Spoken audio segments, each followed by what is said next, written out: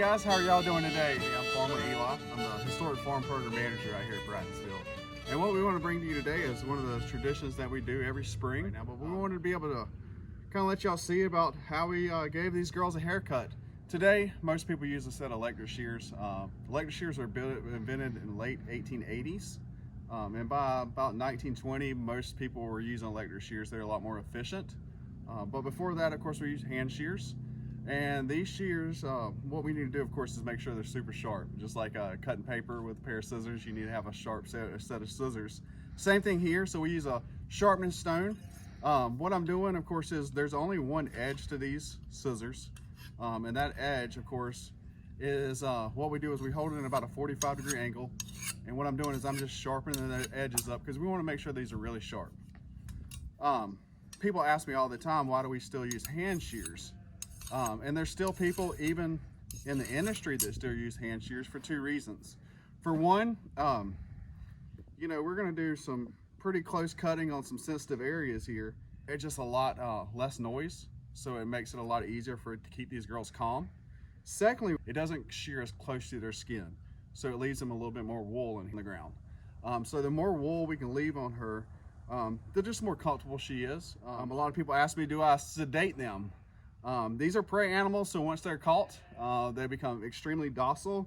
The main thing you want to do is make sure their feet are not touching the back feet or touching the ground, because this is what they're going to use to kick with. But if you notice, she is calm and collected. She has never been sheared before. She was born last year right here on this site. And so she has the prized wool, which is virgin wool, just a lot more thicker, a lot softer. Gulf Coast sheep adapted to the southern climate. They were able to lose the wool off their legs, their bellies, and their face. So what we're doing, of course, is I'm making sure I'm not going to hurt her. Sheep have 2 layers of skin. So we have a thin outer layer, and there's not much blood vessels in between the 2 layers.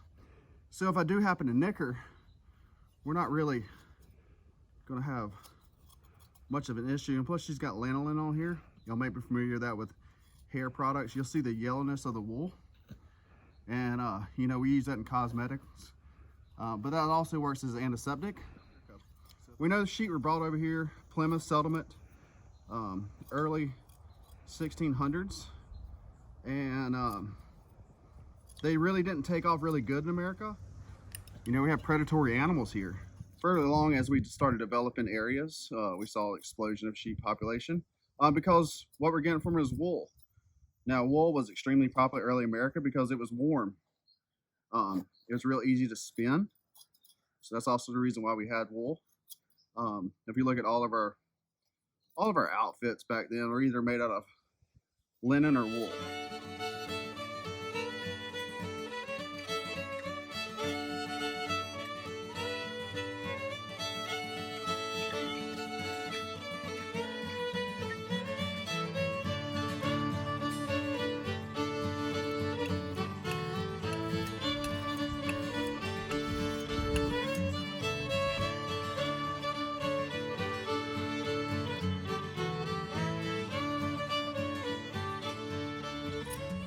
Guys, I don't know if you see what I'm doing here. I'm slowly lifting this up, and in that turn, I'm able to lift this whole fleece off in one piece.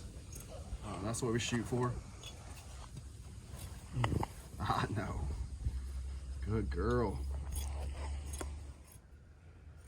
So getting back to these Gulf Coast sheep, what these are, originated Spanish flock, Louisiana, Mississippi coastline about 500 years ago.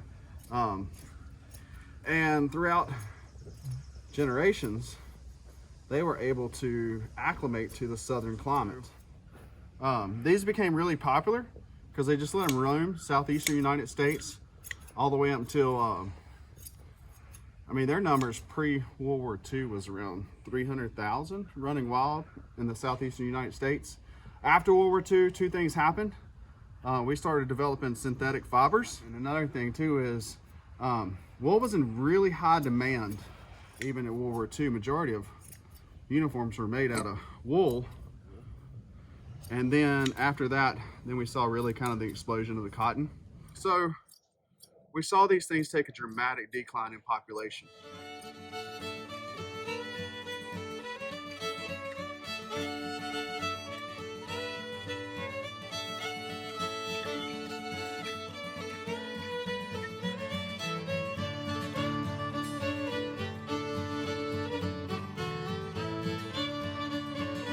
girl. You're doing so good. We're halfway there.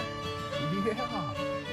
I'm so proud of you. This is your first time shearing, so you don't know what's going on, but you are doing great.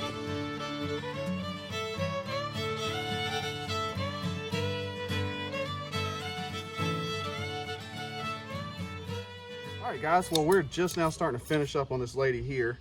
Good job. She's been such a great one. So what I'm doing now, of course, is I'm trimming up right past that. You remember before I told you that I would go right on the edge of that backbone. Well, I'm coming up to the backbone now. So we're gonna get ready to turn her loose. All righty, stand up. Good job. Good job. So you see she looks a lot smaller now. She's a good girl. She'll go back out. Her hair will grow back out in a couple months. Her wool, did a good job. If you look here, we got a lot of wool here.